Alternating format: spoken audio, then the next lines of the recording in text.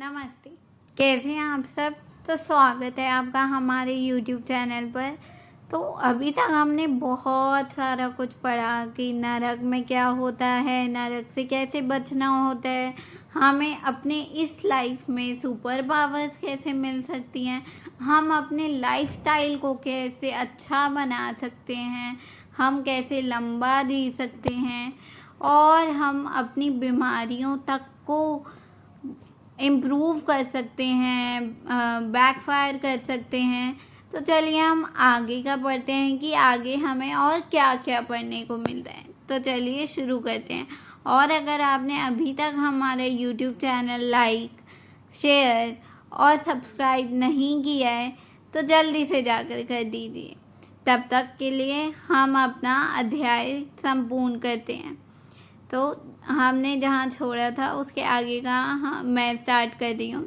देवेश्वरी योगी जिस प्रकार वायु से सिद्धि प्राप्त करता है वह सब विधान मैंने बता दिया। अब तेज से जिस तरह वह सिद्धि लाभ करता है उसे भी बता रहा हूँ। जहाँ दूसरे लोगों की बातचीत का कोलाहल ना पहुँचता हो, ऐसे शांत एकांत स्थान में अपने सुखद आसन पर बैठकर चंद्रमा और सूर्य यानी कि वाम और दक्षिण नेत्र की कांति से प्रकाशित मध्यवर्ती देश भ्रूम मध्य भाग में जो अग्नि का तेज अव्यक्त रूप से प्रकाशित होता है उसे आलस्य रहित योगी दीपक रहित अंधकारपूर्ण स्थान में चिंतन करने पर निश्चय ही देख सकता है, इसमें संशय नहीं है। योगी हाथ की अंगुलियों से यत्नपूर्वक दोनों नेत्रों को कुछ कुछ दबाए रखें और उनके तारों को देखता हुआ एकाग्र चित्त से आधे मुहूर्त तक उन्हीं का चिंतन करें।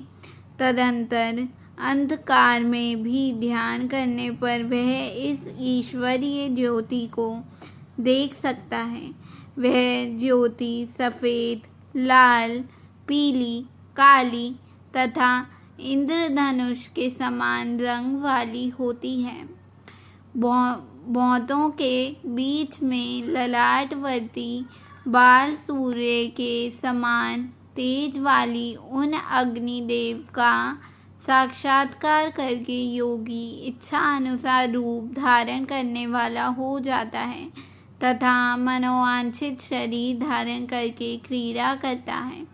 वह योगी कारण तत्व को शांत करके उसमें आविष्ट होना, दूसरे के शरीर में प्रवेश करना, अणिमा आदि गुणों को पा लेना, मन से ही सब कुछ देखना, दूर की बात को सुनना और जानना, अदृश्य हो जाना, बहुत से रूप धारण कर लेना तथा आकाश में विचरना इत्यादि सिद्धियों को निरंतर अभ्यास के प्रभाव से प्राप्त कर लेता है। जो अंधकार से परे और सूर्य के समान तेजस्वी है, इस महान ज्योतिमय पुरुष यानी कि परमात्मा को मैं जानता हूँ। इन्हीं को जानकर मनुष्य काल या मृत्यु को लांघ जाता है। मोक्ष के लिए इसके सिवा दूसरा कोई मार्ग नहीं। देवी, इस प्रकार मैंने तुमसे तेजस्विक्त चिंतन की उत्तम विधि का वर्णन किया है, जिससे योगी काल पर विजय प्राप्त अमृतवर को प्राप्त कर लेता है। देवी, अब पुनः दूसरा श्रेष्ठ उपाय बताता हूँ जिससे मनुष्य की मृत्यु नहीं होती। देवी, ध्यान करने वाले योगियों की चौथी गति यानी कि साधना बताई गई है। योगी अपने चित्त को वश में करके यथा योग्य स्थान में सुखद आसन पर बैठे, वह शरीर को ऊंचा करके अंजलि बांधकर चौचकी सी आकृति वाले मुख के द्वारा धीरे धीरे वायु का पान करें। ऐसा करने पर क्षण भर में तालू के भीतर स्थित जीवनदायी जल की बूंदें टपकने लगती हैं। उन बूंदों को वायु के द्वारा लेकर सूंघें।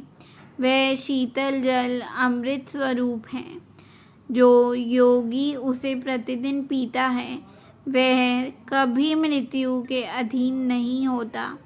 उसे भूख प्यास नहीं लगती। इसका शरीर दिव्य और तेज महान हो जाता है। वह बल में हाथी और वेग में घोड़े की समानता करता है। उसकी दृष्टि गरुड़ के समान तेज ही जाती है और उसे दूर की भी बातें सुनाई देने लगती हैं। उसके केश काले काले और घुंघराले हो जाते हैं तथा अकारती गंधर्व एवं विद्याधरों की समानता करती है।